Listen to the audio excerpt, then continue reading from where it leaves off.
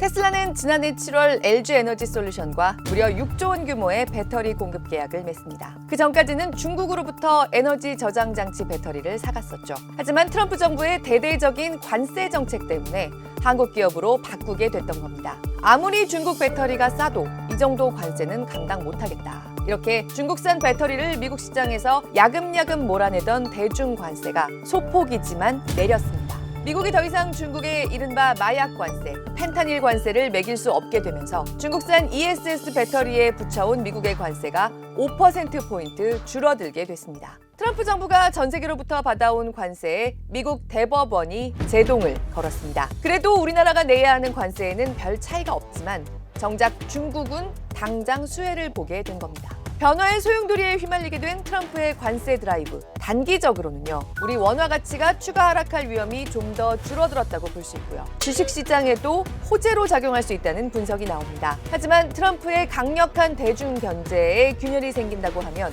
과연 우리에게 장기적으로 유리한 일이 될까? 그리고 오는 11월 미국의 중간 선거까지 중기적으로도 불확실성이 상당히 커질 수 있다는 우려가 나옵니다. 막말로 한국이 안 그래도 내주기로 한 돈을 앞으로 한국 부엌의 숟가락 젓가락 개수까지 점검당하면서 내줘야 하는 걸까? 호재와 악재가 섞여 있는 국면입니다. 지금 가장 궁금한 경제 이슈 똑소리 나게 짚어드리는 똑소리 2 권혜리 기자입니다. Foreign countries that have been ripping us off for years are ecstatic. They're so happy. 미국 대법원이 이번에 위법하다고 판결한 부분은요. 정확히는 아이이파, 국제비상경제권한법에 근거해서 부과했던 관세들입니다. 첫째, 나라별로 각각 부과했던 이른바 상호관세. 둘째, 중국이나 멕시코 같은 나라들에 따로 추가해서 매겼던 펜타닐 관세.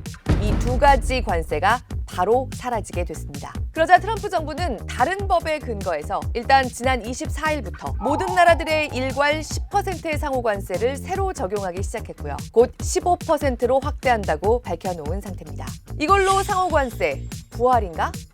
반쪽짜리 부활입니다. 사실 트럼프 정부가 전 세계에 관세를 매기기 위해서 뒤져봤던 과거의 법들은 여러 가지 더 있었습니다. 그런데 트럼프와 참모들은 그중에서 왜 아이이파를 선택했을까? 이 법을 이용하면 의회의 눈치를 보지 않고 관세율이나 기간도 대통령 마음대로 정할 수 있겠더라. 원래 관세를 생각해서 나온 법이 아니었기 때문에 아무런 절차적 제한이 포함돼 있지 않았거든요. 아이이파는 미국의 위기가 닥쳤을 때 대통령이 수출 수입 같은 대외 경제 활동을 바로 규제할 수 있게 만든 법입니다. 트럼프 정부는 이 정도로 미국의 무역 적자가 큰 상태라는 게 국가 위기가 아니면 뭐냐? 상호관세는 거기에 대한 비상 조치다라는 논리를 만들었고요. 같은 맥락으로 펜타닐 관세도 중국이나 멕시코에서 값싼 마약, 펜타닐이 대량 유입되는 게 바로 안보 위기다.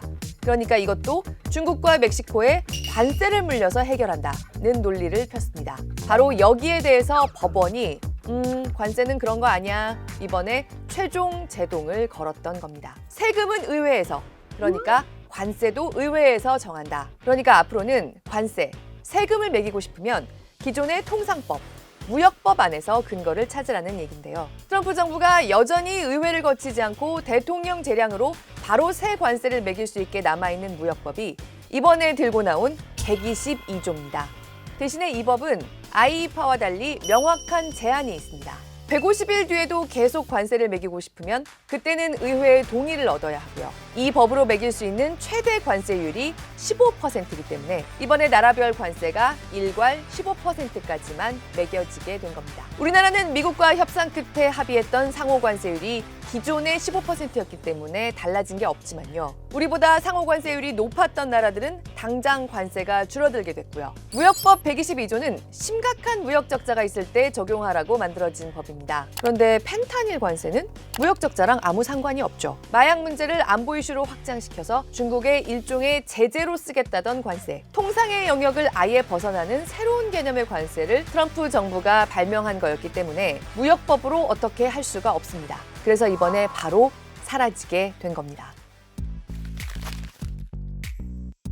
자, 그럼 가장 수혜를 보는 나라는 어디일까요? 중국과 브라질, 멕시코, 캐나다 같은 곳들이 꼽힙니다. 세계무역경보라는 독립기구는요, 중국이 실질적으로 감당해야 하는 전체적인 관세율, 실효 관세율이 7.1%포인트 줄어들고 브라질은 13.6%포인트나 낮아질 거라고 추산하기도 했습니다. 이 외에도 미국과의 협상을 통해서 한국만큼 상호관세율을 낮춰두지 못했던 나라들, 타이완이나 베트남, 여러 동남아 국가들도 혜택을 보게 됐습니다. 중국, 멕시코, 동남아, 우리나라 수출 기업들의 생산 기지도 많이 있는 곳들이죠. 그러니까 우리 기업들 중에도 이번 판결로 부담을 줄이는 곳들이 나오기는 할 겁니다. 전반적으로 미국 수출이 부담스러워지고 있었던 신흥국들, 위험 자산들이 좀 더 매력 있어질 여지가 생겼다.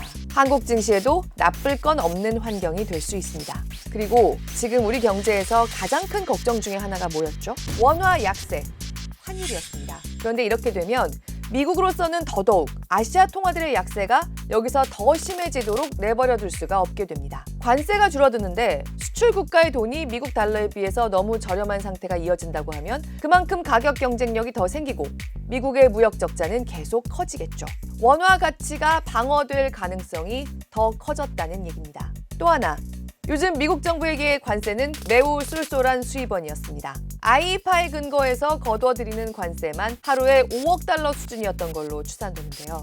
올해 트럼프 정부는 중간 선거를 앞두고 이것저것 돈풀 계획이 지금 많이 있습니다. 그런데 이 쏠쏠한 수입원이 단기간이라도 막히게 된다? 미국 정부가 빚을 더 내야 되겠죠. 달러 약세가 나올 수 있다는 얘기입니다. 그런데다가 지금까지 거둬들인 관세는 그러면 어떻게 해야 하냐는 문제도 있습니다. 법을 어긴 관세였단 말이죠. 그러면 IEEPA에 근거해서 지금까지 거둔 1,750억 달러 상당으로 추산되는 관세는 돌려줘야 하나? 미국 대법원이 이거는 하급 법원들이 다시 판단해보라고 돌려보냈기 때문에 이것도 중기 이슈로 남았는데요. 우리가 아니라 미국 안에서 벌써 기업들이 미국 정부를 상대로 지금까지 낸 관세를 돌려달라고 앞다퉈서 소송을 걸고 있습니다. 만약에 정말 기존의 관세를 일부라도 돌려주게 되면 미국 정부는 또 빚을 더 내야겠죠. 역시 미국 정부의 이자 부담, 재정 적자 부담, 달러 약세를 부를 수 있는 요인입니다. 하지만 무엇보다도 주식시장이 단기적으로나마 이 상황을 호재로 받아들이는 측면이 더 큰 건요. 트럼프 대통령이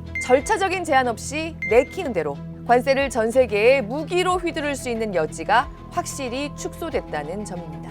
그린란드 관세나 캐나다 관세나 결국 시행이 되지 않았지만 트럼프 행정부는 분명히 이런 미치광이 전략을 이제 펼침으로써 협상력을 높이고자 하는 관세를 활용하는 경향이 있었습니다. 판결 결과 이런 트럼프의 즉흥적인 발언이 미치는 파급 효과에 법적 근거가 사라졌다라고 판단을 하고 있고요. 그런데 중장기적으로 보면 어떨까? 여기서부터는 셈법이 복잡해집니다. 일단 중기적으로 보면요. 어느새 8개월 앞으로 다가온 미국의 중간 선거가 변수입니다. 트럼프와 참모들은 관세를 신봉하는 사람들, 관세에 진심인 사람들이지만요. 그들에게 제일 중요한 건 결국 선거에서 표를 많이 얻는 겁니다. 그런데 지금 미국 안에서 관세가 인기 있는 정책인가? 미국인의 3분의 1 정도만 관세를 지지한다는 여론조사 결과도 있고요. 코어 지지층도 관세는 그렇게 반기지 않는다는 조사도 있습니다. 생활 물가가 너무 높다는 불만이 크기 때문입니다. 이런 상황에서 중국이나 멕시코, 동남아 국가들이 많이 만드는 소비재, 생필품 가격을 다시 적극적으로 올리는 게 트럼프 정부에 유리할까요? 관세가 줄어들었으니까 할인마트나 온라인에서 사는 메이드 인 차이나 옷, 신발, 화장품, 값싼 가구 같은 것들의 가격 부담이 좀 낮아지게 되면 올해 미국의 인플레 부담이 얼마나 줄어들 수 있을지에 대한 계산들이 벌써 나오고 있습니다. 이게 펜타닐 관세처럼 이번에 사라진 관세를 보충할 관세는 실질적으로 중간선거 이후부터 부과될 수 있다고 JP모건이나 웰스파고 같은 미국 금융기관들도 관측하고 있는 이유 중에 하나입니다. 더 나아가서 살펴보면요. 이번에 미국이 IEEPA를 놓아야 되자마자 122조에 근거해서 상호관세를 바로 다시 부과하면서도 반도체, 희토류, 의약품 이렇게 미국의 공급망이 타이트한 품목들은 잊지 않고 제외시켜 놓기도 했습니다. 지난해 초 같은 대대적인 관세전이 미국에도 부담스러운 상황이란 점이 다시 한번 여기서 읽히는 겁니다. 대중 압박을 포기하려 하진 않을 거고 줄어들게 생긴 세수도 그대로 챙기고 싶겠지만요. 속도 조절을 하지 않기는 어렵다. 그러면 결국 중국의 제조업 경기가 회복하는 데 도움이 될 거고요. 단기적으로 보면 이게 중국뿐만 아니라 신흥국들, 우리나라의 제조업 경기까지 좀 더 활기를 띠게 할 수 있습니다. 하지만 장기적으로는 미국의 대중 견제를 틈타서 한국의 여러 산업군들이 시간을 벌어보자고 했던 데서는 누수가 나올 수 있습니다. 서두에 말씀드렸던 배터리로 다시 한번 가보겠습니다. 테슬라는 관세 부담 때문에 중국 거래처와 안녕하고 LG 에너지 솔루션과 손을 잡았다고 말씀드렸죠. 그런데 대중 관세가 조금이나마 낮아진 채로 시간이 좀 더 흐른다고 하면 지금까지 관세를 감수하고도 중국산 ESS 배터리를 계속 쓰고 있던 다른 미국의 에너지 기업들, 거래처를 한국으로 바꾸어 볼까? 좀 더 버틸까? 고민하는 시간이 길어질 수 있을 겁니다.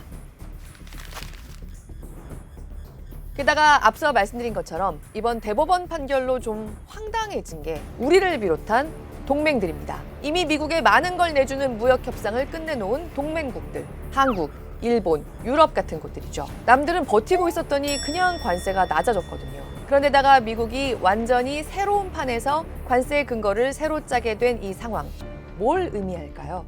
제이미슨 그리어 미국 USTR 대표가 내놓은 발언이 의미심장합니다. We can use other authorities that are frankly very sound and very strong. So we're very confident that we'll be able to continue reconstructing this program. 앞서 말씀드린 것처럼 무역법 122조는 150일짜리입니다. 이 밖에 쓸 수 있는 다른 무역법들은 모두 대통령이 바로 뭘 할 수는 없는 법들이고요. 미국 정부의 일정 조사 기간을 필요로 합니다. 나라별 관세가 아니라 품목 관세. 지금 우리나라 자동차나 철강에 따로 관세를 부과하고 있는 근거인 무역 확장법 232조 같은 것들이죠. 미국의 안보에 중요한 물자는 상무부가 조사해서 세율 제한 없이 관세를 매길 수 있다. 대법원이 이런 품목 관세들까지 위법이라고 본 건 아니었기 때문에 이번 판결에 영향을 받지 않고 있습니다. 앞으로 미국은 이 232조에 더불어서 USTR의 조사 권한을 주는 무역법 301조를 좀 더 동원할 걸로 보입니다. 이 USTR이 앞으로 미국에서 돈을 많이 벌어가는 아시아 나라들을 조사하겠다고 나서고 있습니다. 대부분의 교역국을 잘 살펴보게 될 것 같다. 중국과 브라질에 먼저 조사를 착수했지만 미국 농부들에게 불리하게 돌아가는 쌀 생산국, 미국의 디지털 서비스를 차별하는 나라들을 점검하겠다. 어디서 많이 들어본 말이죠. 전 세계적으로도 흔치 않은 한국의 고정밀 지도를 해외로 가져가게 해달라는 구글. 더 넓게 봐서는 미국 의회의 로비가 짱짱한 쿠팡까지 미국의 빌미가 될 수 있다는 걱정이 커지고 있습니다. 심지어 하워드 러트닉 상무장관이 100% 관세를 운운한 반도체까지 거론됩니다. 비단 반도체뿐만 아니라 결과적으로는 우리에게 이번에 추가되는 새로운 관세가 없어야 하겠죠. 하지만 그 결론에 이르기까지 미국이 이것도 좀 더 들여다보게 해달라. 저것도 좀 공개해봐라. 한국에 이런 걸 레버리지로 써보면 어떨까? 돋보기를 들고 찾아올 수 있는 새로운 판이 이미 끝난 협상 뒤에 다시 펼쳐지는 분위기가 됐다는 겁니다. 유럽은 미국이 이런 식이면 미국이랑 이룬 무역 합의, 의회 통과 못 시키겠다. 보류하겠다고 선언했습니다. 하지만 아무래도 한국은 EU보다 더 고려할 게 많죠. 미국 입장에서도 EU랑 강대강으로 붙는 모습을 보이는 것보다 한국에 우리가 이 부분만 조금 더 들여다볼게. 표적 조사에 나서는 게 미국 내부에서의 반발도 상대적으로 덜 일으키면서 더 쉽게 가져갈 수 있는 방편이 될 수 있습니다. 트럼프 대통령이 어디로 튈지 모르는 불확실성은 줄었을지 몰라도 우리가 이미 내준 지갑, 주머니를 좀 더 뒤져봐야 하겠다는 상황에 놓일 가능성은 커졌다. 우리에게 어느 정도의 부담으로 이게 다가올지 새로운 불확실성이 나타나고 있다는 얘기입니다. 올해 똑소리에서 계속해서 면밀하게 짚어드리도록 하겠습니다.